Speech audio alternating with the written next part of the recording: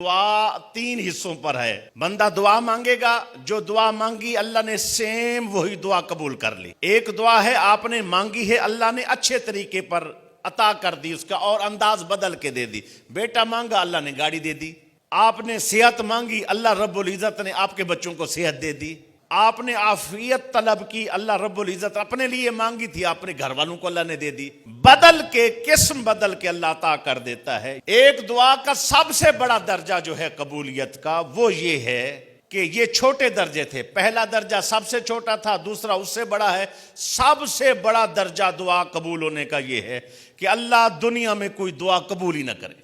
جب حشر کے میدان میں پہنچا تو اس کی دعائیں جو اس نے مانگی تھیں، اس کا صلہ بادلوں کی صورت میں وہاں موجود ہے.